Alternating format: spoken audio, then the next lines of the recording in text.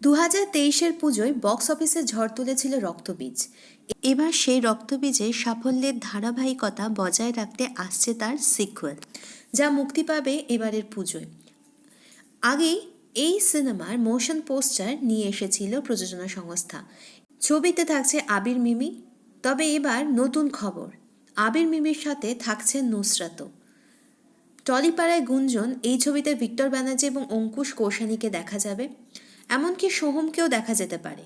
তবে নতুন অন্তর্ভুক্তি হচ্ছে নুসরত, যা কৌতূহল আরও বাড়িয়ে দিচ্ছে। নন্দিতা শিবপ্রসাদ এবার কোন বাস্তব ঘটনার ছোঁয়া আনবেন এই সিনেমা? রুক্ষ জমিতে রক্তের এক ফোঁটা ছড়িয়ে পড়তেই জন্ম নেয় হাজার হাজার রক্তবীজ। এই সিনেমাটি মানুষের কৌতূহল আরও বাড়িয়ে দিচ্ছে। জল্পনা তুঙ্গে।